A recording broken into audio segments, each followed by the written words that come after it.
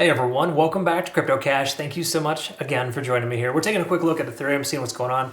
So there's definitely some positivity going on the smaller time frames, but the macro is still pretty bearish. We got to recognize a few things. We're going to talk about key level resistances, some CME gaps here as well that you need to be mindful of, and then obviously best practice in situations like this. So we'll take a look at liquidation to kind of get started here. And I want to say thanks again for being an amazing part of my life. If you always hit the like button or comment below, I really appreciate that too. Heads up as well, congrats on our community here. Took us some nice profit from a Litecoin long recently, and then of course our plus bot, killing it lately, folks. We got an automated trust plus trading bot based on my day trading algorithm, $50 per trade. We're up about 440 in the last month and a week, so 5 weeks worth of trading. It's been pretty good. Check that out if you're curious. What we're going to look at in the back end first of all is liquidation data, and from a liquidation standpoint, this doesn't look very good.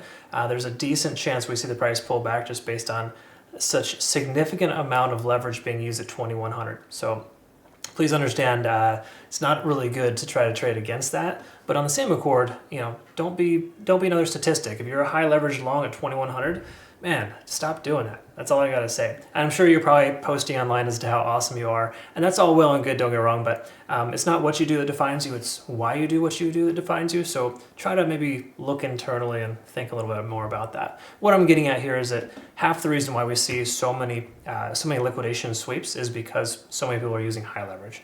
Either way, 2100 to 20.75, so 2075, is that little area of local liquidation. And of course, just below 2000, there's a pretty heavy concentration because we still have yet to see sub 2000 this year or semi-recently, for it's been a while.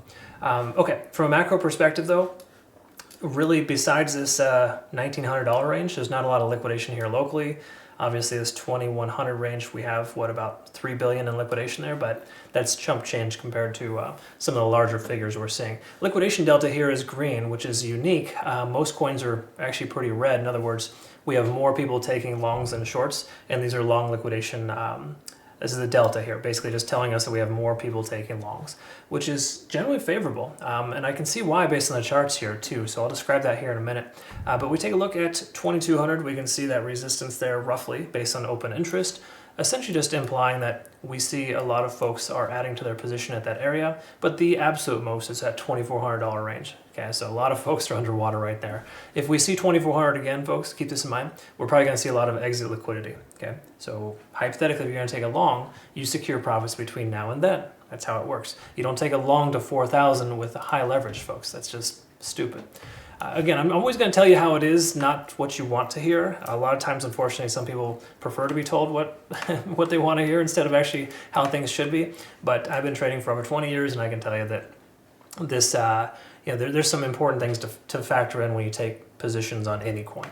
Let's take a quick look at this overall descending trend and just kind of recognize where we're at here. This is not a phenomenal situation. We're still, establishing lower highs and lower lows. It really depends on where you pull it out. Actually, this is the wrong chart. I apologize. That is the CME futures chart. That's going to look a little different than traditional futures. So let's look here. As you can see, a nice little descending trend where the price action is working itself down. And it's a pretty significant trend line, right? Most coins are below a descending trend, so you got to kind of understand that. Taking a long right now, they have to be tighter targets. You can't just take a long to the metaphorical moon. It doesn't make a ton of sense right now. What does make sense is being very careful in how you trade, and obviously making sure you secure profits when you can. Before we talk about that, let's discuss quickly the CME gaps here on CME futures. We can see a pretty significant gap between 3,300 and 2,900 as a rough estimate. And here locally, again, about 2,550 to 2,650. That's just a slight ballpark, but that's roughly what we're seeing there for local the local CME gap. So what that basically just implies for us here is that the price action is probably more likely to go up in the relative near future once we bottom out. Now, are we bottoming out? That's still as yet to be seen. We don't know, but this low $2,000 mark is definitely an area in which you can see there's a lot of confluence. We've got 1, 2, 3, 4, 5, 6 days where the price has tried to close below 2150 and still hasn't yet. So there's that. All right, cool. So now that we kind of understand the back end here, there's more incentive for the price to go higher based on CME gaps, some fair value gaps there. The overall sentiment is still fairly bearish on the daily time frame. All altcoins are going to show this right now, including those who are pumping on smaller time frames, because again, this is a more slower moving average, 24 hours to take a candle. So the overall sense here is that we're not in great shape, but you can still find good opportunities in these kind of markets. So don't let that be your only guide. But I can tell you though that if we lose this $2,000 mark, there's a decent chance that we do see this lower area of liquidation, 1800 or possibly even 1900 to get hit. So just know that that's there. But when we look at the 4-hour time frame, because again, it's easy to confirm the daily time frame is going to be bearish. When we look at the 4-hour time frame, we can kind of recognize here that we're getting closer to a potential shift. And what I mean by that is we're testing the 20 and the 50-day SMA right now as we speak. Our local point of control is 2220. So closing above this 2225 range would be advantageous, kind of letting us know that we're on the right side of tracks. In other words, hypothetically, you see the price do one of these. This is where you want to try to get in with a bullish back test of that local point of control or the local high that we can kind of see established here. Okay, so I'll post a playout chart on Twitter, Telegram, and Discord, folks, just to give you perspective that looks a little something like this. Be sure to check it out.